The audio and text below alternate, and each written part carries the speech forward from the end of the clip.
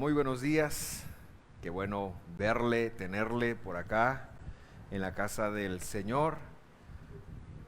Y yo digo tenerle acá en la casa del Señor, primero porque hay un grupo de personas aquí congregadas, así que hola, buenos días. Y segundo porque la casa del Señor, la iglesia, más que un edificio, la iglesia somos las personas. La Biblia dice que Dios nos ha levantado como piedras vivas, que pertenecemos a una congregación. Entonces, donde usted esté es la iglesia, y si usted está tomando este tiempo para alabar al Señor, estamos en el mismo lugar y en la misma sintonía. Así que bienvenidos todos y cada uno de ustedes. Damos gracias al Señor por este tiempo, esta mañana. Y queremos hacer, antes de iniciar la prédica de esta mañana, quisiéramos hacer una oración. En Guatemala, el país de donde se origina esta transmisión, el Día del Padre se celebró el jueves. Hay muchos lugares del mundo en donde se está celebrando hoy, por ejemplo, en Estados Unidos y en algunos países de Europa. Entiendo que también en Costa Rica y en algunos países de Sudamérica el Día del Padre se está celebrando hoy. Si usted asistió físicamente al templo esta mañana, usted recibió, si usted es padre, un pequeño presente, una pequeña comidita, unas papalinas que podrá disfrutar de ellas después, como un reconocimiento de esta iglesia a la labor del Padre. Y queremos honrarles, queremos bendecir sus vidas, queremos hacerlo con una oración. Y yo quiero que usted si tiene a su papá por ahí cerca o si no lo tiene, y a lo mejor no solamente pueda pensar en su padre físico, sino aquellas personas que de alguna manera han desempeñado esa función hacia usted. Yo quiero que usted me acompañe a bendecirlos. Lo haremos con una oración, pero también quiero hacer dentro de esta oración una petición más. Y es de que hay muchas personas en nuestro mundo que por la falta de una paternidad sufren. Es decir, ya sea que el padre no estuvo, que no hizo bien su función, se han quedado con un vacío. Queremos orar también esta mañana para que esa necesidad de padre también pueda ser satisfecha. Y si me permite, rápidamente decirle, todos sabemos y hemos oído que uno de los atributos de Dios es el de ser Padre, originador de nosotros, ¿verdad? Dios, uno de sus atributos es Padre. Pero si usted quiere conocer la paternidad de Dios en su vida, la única llave de entrada es a través de Jesucristo. Él es el que nos muestra al Padre. Tenerlo como Dios, tener a Jesús como Dios, hará que usted conozca la paternidad de Dios. Y si usted no había realizado eso, es bueno que lo empiece a realizar y que lo empiece a conectar, y eso queremos orar esta mañana. Entonces yo le ruego que me acompañe. En primer lugar, que podamos honrar la figura de los padres que están acá, que están allá, y aquellas personas que también para nosotros han fungido como padres. Le digo otra palabra que puede incluir ahí: mentores. Yo tengo la bendición de tener a mi padre con vida todavía, pero a lo largo de mi camino Dios ha puesto mentores que han cumplido también con esta función, aparte de mi papá, y a quienes hoy reconozco y bendigo. Oramos. Así que por favor ponga la visión de su padre, del mentor, y bendígalo y hónrelo. Y si lo tiene vivo todavía, dígale: viejo, te honro porque sos mi viejo, sos mi padre. Si no lo tiene vivo, pues no le vaya a estar hablando, porque eso es otro problema, ¿verdad? pero hónrelo, honre a su padre porque le va a ir bien, le va a ir bien. Oramos. Señor, queremos honrar la vida de cada uno de los padres que puedan estar con nosotros esta mañana, virtual o presencialmente. Estamos tan agradecidos porque, aunque son hombres imperfectos, han desarrollado en nosotros una labor tan importante. Y por eso, en sociedad contigo, nosotros estamos aquí en gran parte a la labor de ellos. Los bendecimos, bendecimos a nuestros padres, bendecimos a nuestros mentores donde quiera que estén, Señor. En el nombre de Jesús, honramos sus vidas. Yo honro la vida de mi padre, que probablemente está predicando allá en Visión de Fe Zona 13. Honro su vida, estoy tan agradecido por el Padre que me has dado. Honro la vida de mi hijo que también ya es padre, te pido que tú lo bendigas. Y honro la vida de cada uno de los padres que están acá y que puedan estar sintonizándonos esta mañana. Que en ti, Señor, ellos encuentren la sabiduría para desempeñar ese papel tan importante que tú has puesto en ellos. Pero también, Señor, entendemos que algunas veces, que muchas veces, existe una ausencia de esa paternidad. Y por ello pedimos salud, por ello pedimos salvación. Como decía el coro que cantó Luis esta mañana y los miembros de la alabanza, Oshia Ana, sálvanos por favor, Señor.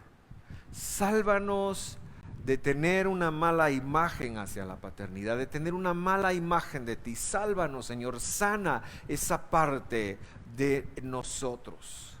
Salva esa parte de nosotros, Señor, y restaura en nosotros esa ausencia, llenándola tú por la figura de Cristo Jesús, nuestro Redentor, quien nos redimió de todas las cosas.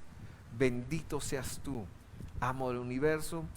Y también pedimos tu sabiduría para que esta mañana podamos ir a tu palabra con entendimiento, con gratitud, y que tú nos puedas hablar. Dígale al Señor, háblame esta mañana, por favor. Dígaselo por un momento, háblame esta mañana. Te lo pido en el nombre de Jesús. Amén y amén.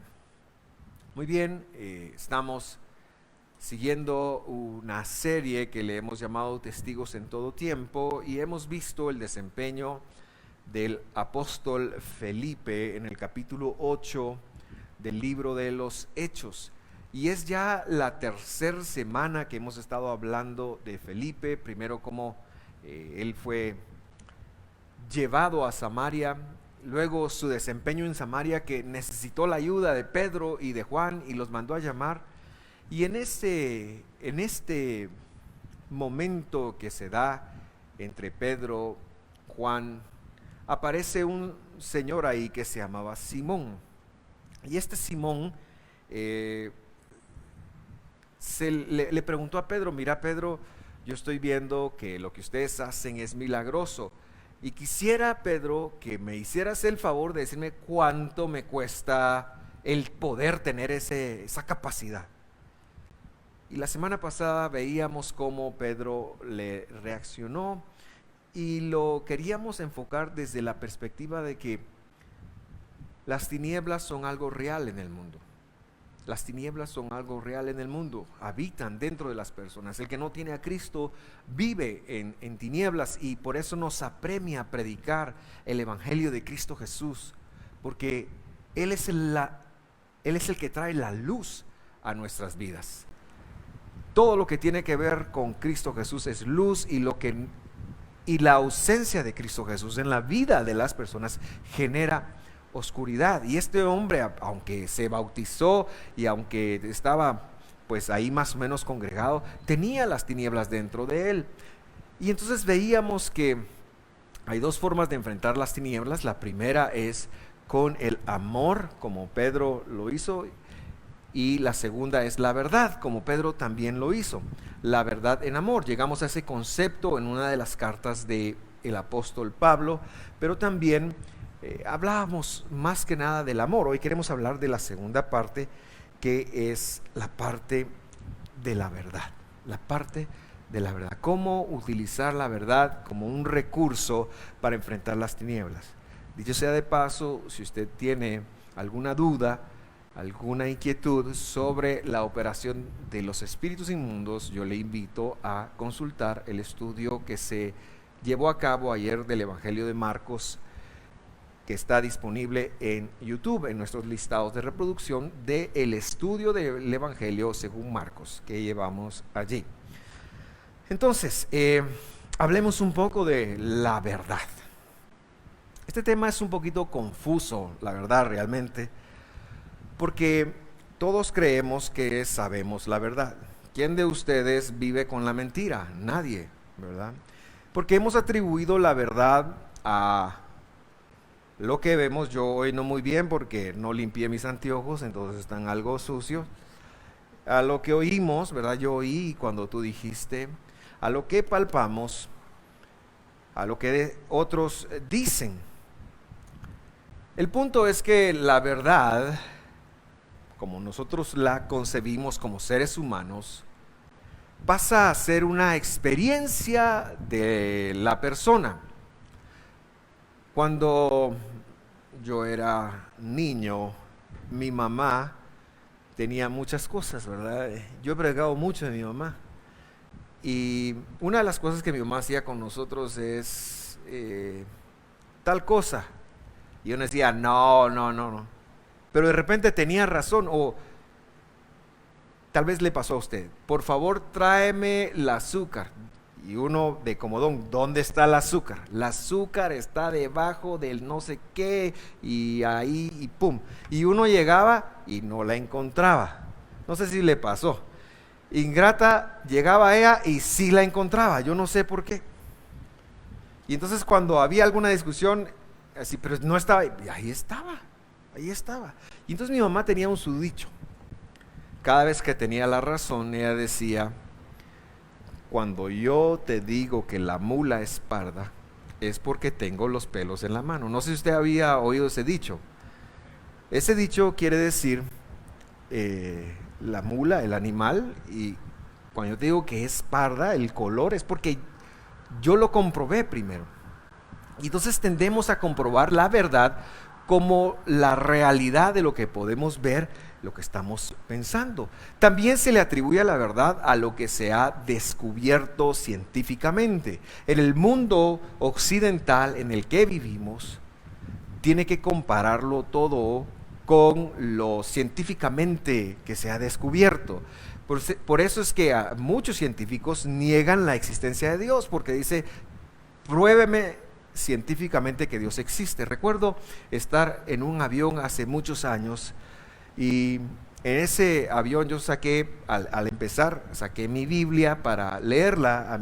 Yo soy un apasionado de la lectura bíblica.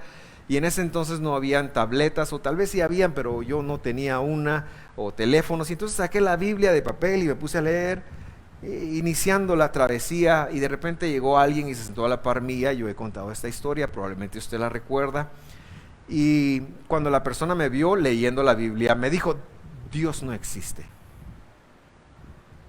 Dios no existe, fue su saludo. No buenos días, no nada de eso, sino Dios no existe. Y entonces yo, que me las llevaba de gallito, le dije, ¿por qué? Ya, sí, saquemos los guantes teológicos. Y entonces, ¿por qué dice usted eso? Y él me respondió, porque usted no me puede comprobar científicamente que Dios no existe. Y yo le dije, usted tampoco me puede comprobar científicamente que no existe. Así que estamos a mano. Y ya después yo le hablé del infierno a donde se iba a ir para la gloria de Dios. Pero eso es otro tema, otro día se lo cuento. Entonces, la verdad es como un tema que se puede comprobar, es como algo que las personas, por ejemplo, en las universidades, la de aquí de San Carlos, utiliza un versículo bíblico, una parte, ¿verdad? La verdad os hará libres, dicen por ahí. Pero el punto es que desde un humano la verdad siempre es subjetiva. La verdad siempre es subjetiva. Si yo le digo a usted, por ejemplo, ¿qué compañía telefónica usa usted para su cable? Usted Aquí en Guatemala hay dos, no voy a mencionar nombres, ¿verdad? Algunos podrán decir, ¿cuál es mejor? Pero realmente eso es muy difícil de establecer. Lo que estoy tratando de decir es que se basa en nuestra experiencia. Entonces tendemos a confundir la verdad con nuestra experiencia. ¿El café es bueno o malo? Si usted le pregunta a doña Ivonne, que es cafetalera de vida, y que si doña Ivonne le ve a usted tomar café y echarle esa cosita blanca que lo vuelve leche, ella dice, son ignorantes, dice, los que tal cosas, el café se le echa azúcar, el café no se le echa azúcar, por el amor de Dios, porque esa es su experiencia. Ella es cafetalera y ella va a decir, el café es bueno.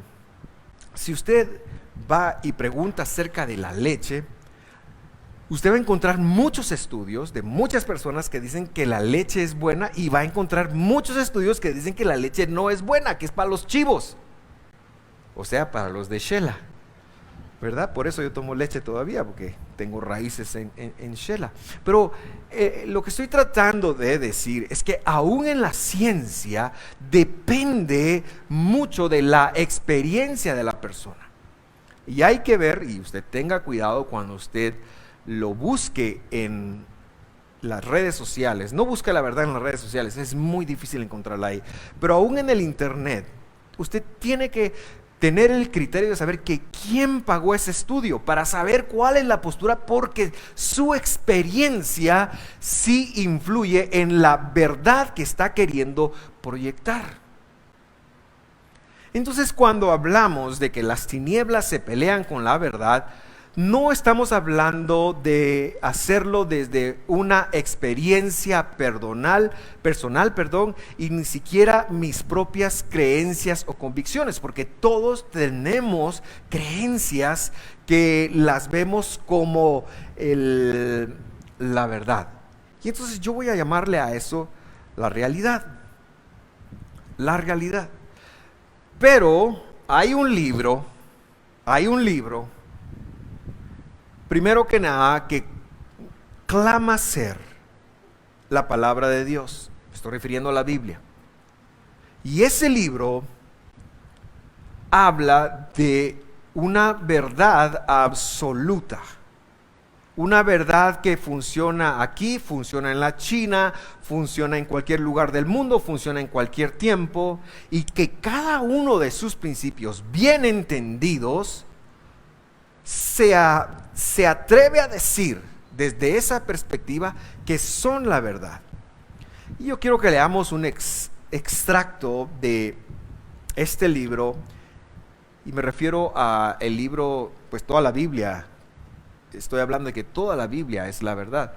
Pero uno de esos extractos está en Juan, y yo quiero invitarle a usted para que lo lea conmigo. Juan 8:31 dice: Jesús le decía a los judeanos, ahí dicen judíos, pero entiéndalo como un gentilicio, porque él está en Judea, que habían creído en él.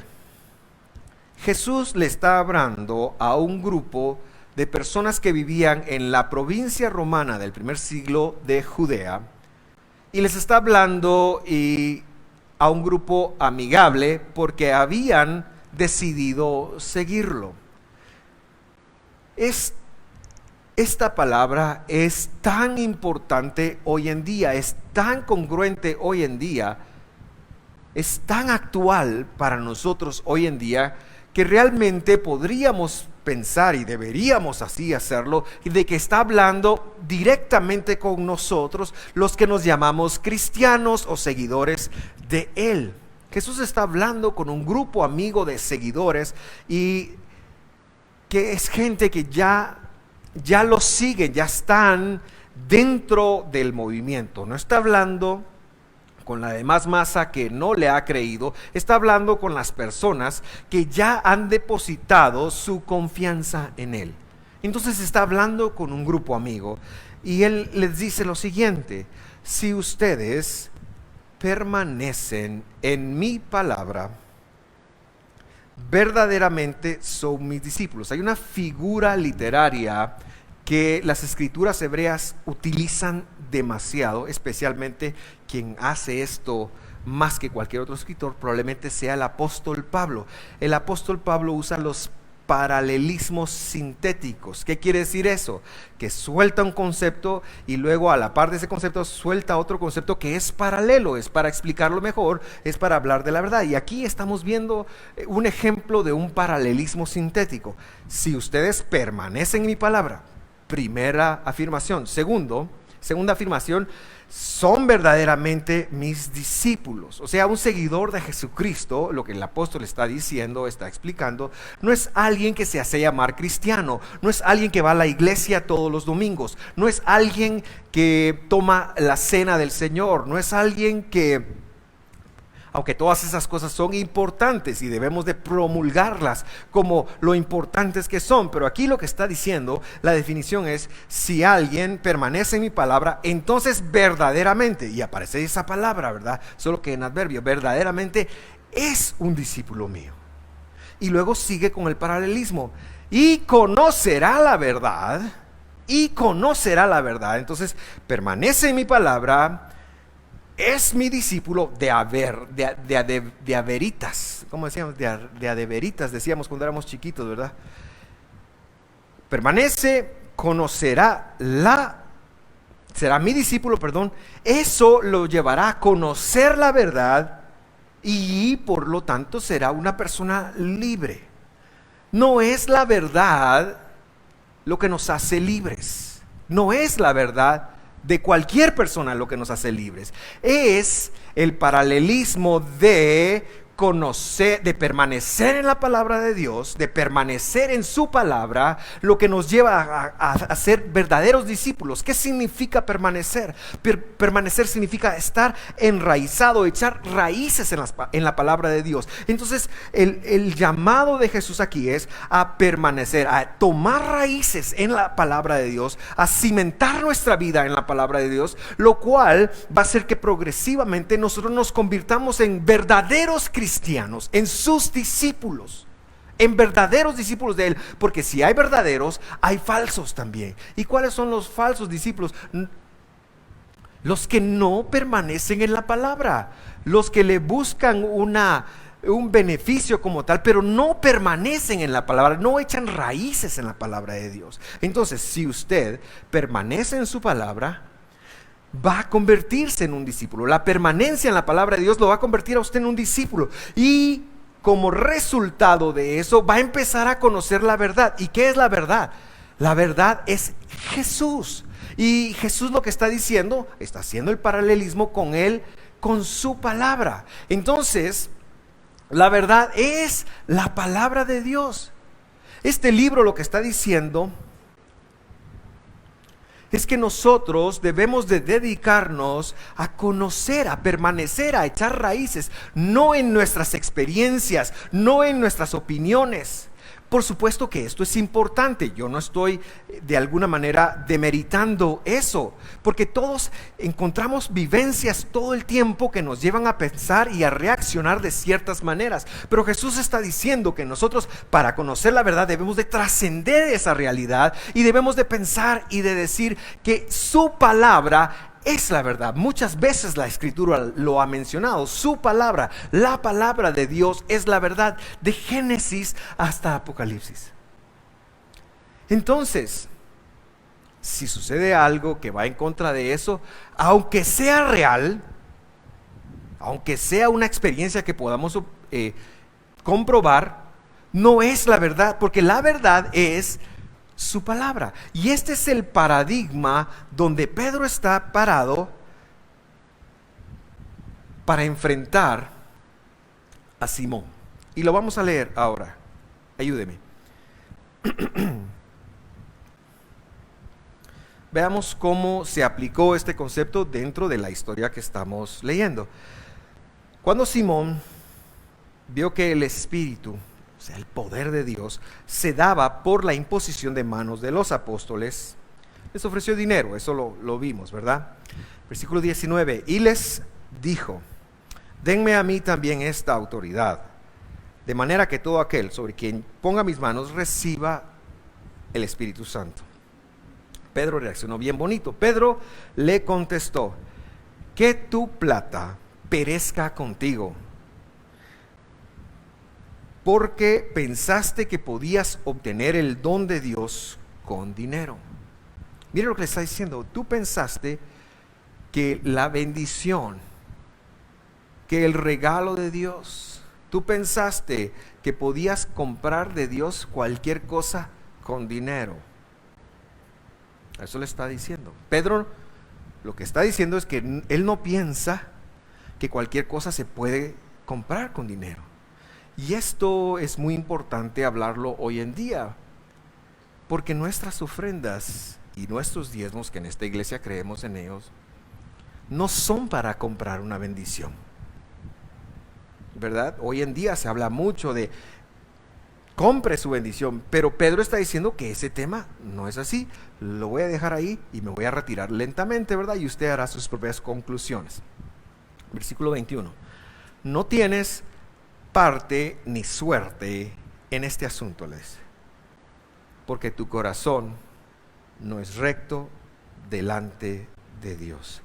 Y Pedro conecta en este momento que este tipo tiene una falla. Él está con un pecado específico. ¿Y cuál pecado está cometiendo?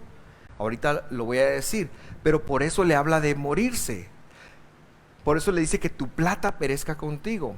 Y es que había 3 pecados capitales que en la cultura de la Biblia se aplicaban inmediatamente cuando se encontraba. La inmoralidad sexual, como la Biblia la describe, 1. La idolatría, como la Biblia la describe, y el derramar sangre. Eso fue lo que en Hechos 15 los apóstoles legislaron para que las personas pudieran, gentiles, entrar al movimiento.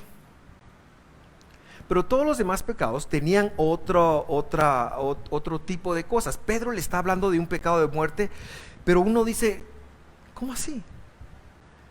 Y lo que Pedro recordó fue la verdad que escuchó al Mesías. ¿De qué pecado le estaba hablando? Lucas 12:10. Por eso Pedro le responde con la verdad. Y a todo aquel que diga una palabra contra el Hijo del Hombre se le perdonará, pero al que blasfeme contra el Espíritu Santo no se la perdonará. La blasfemia que Pedro está diciendo ahí, que no Pedro, sino Simón está cometiendo, es que él piensa que la salvación se puede otorgar, porque la venida del Espíritu Santo es el tema de la salvación, y entonces él está pensando que la salvación se podía comprar, él está pensando que él podía salvar, y Jesús está diciendo aquí que al que blasfeme contra el Espíritu Santo no se le perdonará, y le conecta con ese pecado. Y Pedro se acuerda de lo que Jesús dijo. Pedro está hablando la verdad. ¿Por qué? Porque, hermanos, el Espíritu Santo es el sello de Dios que viene sobre las personas cuando conocen a Jesús. De eso está hablando Pedro. El sello de Dios, la salvación. Y entonces cuando Jesús dice, si alguien habla en contra del Hijo del Hombre, está hablando de la función de Dios antes de la salvación. Pero la función del Espíritu Santo es la de la salvación. Y lo que este hombre está pretendiendo hacer es que le den dinero para salvar gente, porque eso le permitiría a él cobrar. Y Pedro lo identifica como la blasfemia del Espíritu Santo que le ha oído decir a Jesús. Y se lo dice en su cara. Se lo dice cara a cara. Le entra con la verdad. Hermanos, necesitamos empezar a leer nuestra vida y la vida de aquellos que nos rodean desde la perspectiva de la palabra de Dios. No es que nosotros vayamos a poner una categorización que realmente, sin lo que yo le voy a decir, ya lo hacemos. Para nosotros, normalmente tendemos a ubicar a todo el mundo que hace cosas buenas o malas desde nuestra perspectiva. Y así los empezamos a categorizar y los ponemos. Ya tenemos una percepción de cómo la gente actúa, de sus buenas cosas, de sus malas cosas. Eso Eso no lo debiéramos hacer. Nosotros deberíamos de aprender a leer desde la Escritura, desde la verdad, porque es la Escritura la que nos dice cómo podemos hacer para amar a las personas. Pero tenemos que saber la verdad primero, tenemos que saber de cómo están. Así que muchas veces el callar, y se lo dice a alguien que le gusta callar, no a alguien que le gusta enfrentar, pero muchas veces el callar es una falta de amor. Muchas veces el callar es por las razones que sea, es un quebrantar a lo que Dios nos está diciendo. ¿Por qué? Porque si una persona va directo al infierno, si una persona va directo al mal, nosotros sí debiéramos de funcionar de alguna manera, como Pedro lo está haciendo, como un atalaya y decir: papaíto, eso no está bien, eso no está bien. Sí, debemos de cantar eso. Hoy en día estamos acostumbrados a respetar las religiones, ¿verdad? Y yo no digo que usted se ponga a tener discusiones teológicas con todo el mundo y que mire, hay un dicho que dice: de religión, política y fútbol no hay que hablar, o no dicen así. Pero yo quiero cuestionar que ese dicho no parte de la verdad, porque sí, ciertamente tenemos que dar testimonio de Jesús, tenemos que dar testimonio de la verdad, pero tenemos que hacerlo con amor, y por eso yo le hablé del amor la semana pasada. Pero la verdad no debiéramos de comprometerla. La verdad es Cristo, la verdad es Dios, la verdad es su palabra. Y quizás Dios haya puesto a esas personas para que le digan: mira, yo te amo y te voy a amar independientemente de lo que decías hacer. Pero ¿sabes qué? La Escritura dice tal cosa. Ahí te lo dejo, y Dios va a tratar con ellos. Mi papel no es juzgar, mi papel no es convertirme en Dios y como no me hizo caso, decir: Señor, ¿a qué horas lo consumes? Yo quiero ver el fuego que desciende y lo consume. Ese no es nuestro papel. Nuestro papel es conocer la verdad y darle a las personas la oportunidad. Claro, hay que hacerlo con sabiduría y hay que hacerlo con amor. Y por eso dependerá mucho del nivel de confianza y dependerá mucho de qué tan importante es la persona para usted. Pero ¿sabe qué? Ábrase a que Dios le pueda demostrar eso a usted, y que usted pueda ser un heraldo de Dios, porque últimamente el papel de los hijos de Dios, salvados por medio del sacrificio de su santidad, de su majestad, del Mesías Jesús, el papel de nosotros es compartir ese sacrificio como primer punto y el resto de la palabra. Ese es nuestro papel. Pero bueno, por eso es que esta charla viene en dos partes. El amor fue la primera, hoy era la verdad. Hechos 22 termina diciendo: por tanto, arrepiéntete de esta tu maldad y ruega al Señor que, si es posible, se te perdone el intento del corazón. Mire cómo Pedro se lo pone: si es posible. Me recuerda a un cómico mexicano que decía: yo quisiese, si se pudiese. No sé si usted vio eso, ¿verdad? Es algo viejo, pero me recuerda que él no lo tiene claro. Él está diciendo: ruega al Señor, a pesar de que él ha conectado que es un pecado en contra del Espíritu Santo, que es una blasfemia en contra del Espíritu Santo. Él está diciendo: ruega al Señor, si es posible, que se te perdone, porque veo que estás, y aquí nació ese dicho, en la calle de la amargura y en cadena de iniquidad. Y entonces él enfrenta la verdad y le dice: mira, ese pecado que estás cometiendo, ese pecado es de muerte, pero si tú le ruegas a Dios. Este hombre estaba dentro del movimiento, Simón está dentro del movimiento, está dentro de la iglesia, se ha bautizado, es un hermano. Pero cuando Pedro ve que hay una cadena de iniquidad en él lo confronta y le dice: las cosas no son así, tienes un pecado muy delicado, muy serio, debes de arrepentirte, Hermanos, las cadenas de iniquidad son cosas que todos los seres humanos tenemos. La palabra aquí denota el pensamiento o la intención de las personas. Porque como humanos, y lo hemos hablado mucho ya, pero yo me permito enfatizarlo cada vez que puedo, somos guiados desde el mal. El humano, la Biblia dice, no hay uno bueno. El humano necesita un salvador. Me caía muy mal la canción de Jesús Adrián Romero que decía, no hay nada de valor en mí, porque yo pensaba, no, Jesús sí vino porque él de plano vio que yo iba a ser un pastorazo, él vio que yo iba a ser un tipazo. No, hermanos, Jesús Adrián tenía razón. Jesús nos escogió cuando no había algo de valor en nosotros. El valor en tu vida lo da Jesús. La luz en tu vida la da Jesús. La verdad en tu vida la da Jesús. Entonces, las personas que no le conocen, si a nosotros que le conocemos nos cuesta mucho, porque a veces pensamos que la realidad es la verdad, nos cuesta mucho tener una proyección desde la voluntad de Dios. Aquellos que no le conocen también, y Dios te ha puesto para hacer luz. Por eso es que Pedro le dijo, arrepiéntete.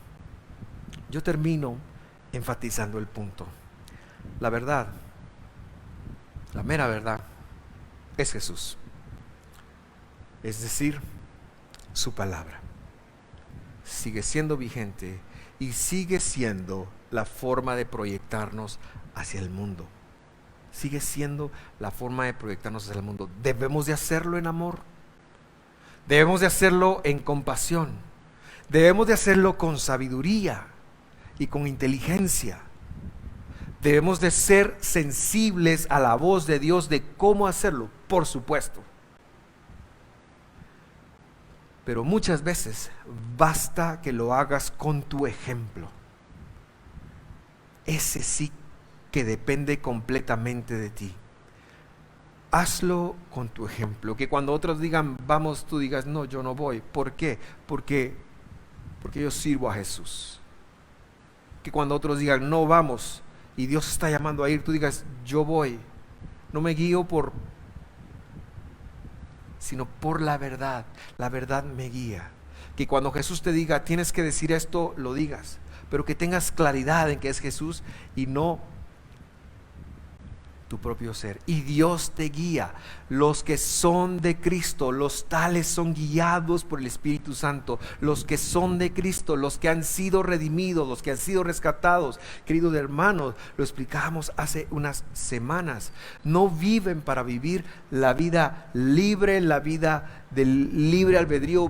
Viven para vivir siervos de la justicia, siervos de Cristo, para que un día puedan presentarse ante el trono de la gracia y escuchar esas palabras que el Rey de Reyes va a decir, buen siervo y fiel, en lo poco fuiste fiel, en lo mucho te pondré, y que la respuesta que podamos dar sea, siervos poco útiles hemos sido.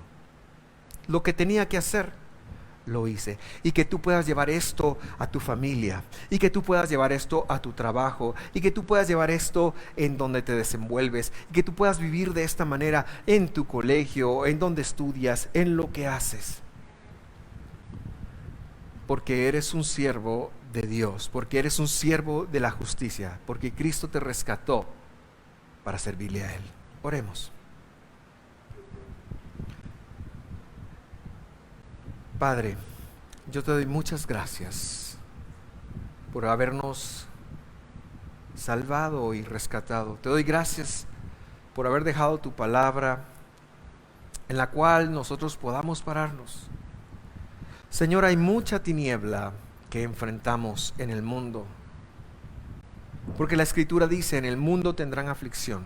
Es decir, tendremos tinieblas, tendremos personas que nos afligirán, tendremos situaciones y circunstancias de la misma manera. Tendremos la oportunidad de quebrantar tu palabra muchas veces, pero la Escritura dice, confiad, yo he vencido al mundo. No sé qué estás enfrentando, querido hermano, Querida hermana, yo no sé qué estás pasando. Mi corazón también se va hacia los más jóvenes que van a un mundo que les va a cuestionar su fe impresionantemente, que va a un mundo que los van a ridiculizar. A los más jóvenes yo les digo, no se rindan, ustedes son de Dios, Dios los ha escogido. Y sin importar en qué momento vivas, todo el tiempo tú tienes una oportunidad de traicionar la fe en Cristo.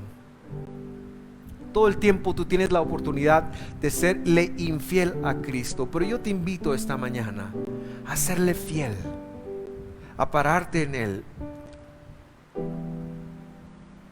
Si ustedes permanecen en mi palabra, verdaderamente serán mis discípulos. No lo digo yo, no te conviene ser discípulo mío, lo dice Jesús.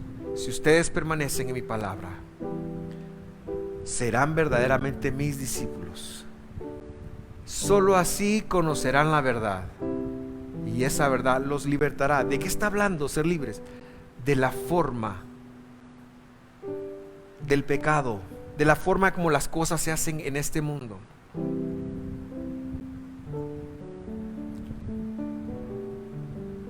A veces me gustaría a mí tener otro mensaje y decir, no hombre, tú vas a tener éxito, vas a dar, mira, Dios está por ti, y eso lo creemos también. Pero si no enfocamos el cáncer como lo que es, jamás lo podremos sacar. Y el cáncer es el pecado, y el pecado nos acecha a todos. Sin embargo, Jesús vino para vencer el pecado y para que nosotros también lo venciéramos. Yo te invito a estar de ese lado, del lado que vence, porque está en Dios. Querido hermano, Cristo en ti es la esperanza de gloria. No es tú en Cristo, es Cristo en ti. Cristo en mí, decía el apóstol. Cristo en mí, el Mashiach, el Mesías en mí, el Redentor en mí. Esa es la esperanza de gloria. Esa es la esperanza que llevará al peso de la honra. Cristo en mí. Padre, yo oro por cada uno de los que nos sintonizan en este momento, para que sean bendecidos en ti, para que conecten estas palabras. Yo oro por cada uno de los que estamos acá, Señor, para que conectemos más y más estas palabras, para que nos volvamos a ti, para que podamos rendir todo, nuestros pensamientos, nuestras emociones, nuestra vida, para que podamos rendir a ti todo. Si tú nunca has recibido a Jesús, yo te invito esta mañana a escuchar la voz de Dios que te está llamando. O si tú ya recibiste a Jesús pero te alejaste de Él, te invito a regresar a casa. Te invito a regresar a casa. Dios te está llamando. Y el camino que te lleva a casa es reconocer que eres un pecador, reconocer que te has alejado, reconocer que eres humano, corrupto, porque Dios te quiere dar la vida eterna. Eso quiere decir el Espíritu Santo, dar el Espíritu Santo, dar la vida eterna. Yo te invito a reconocer eso, a pedirle perdón y gracia al Señor y a retornar a Él, a hacer un retorno a Dios en el nombre de Jesús. Gracias, Padre. Gracias, Señor. Que Dios los bendiga esta semana en todo lo que ustedes van a hacer.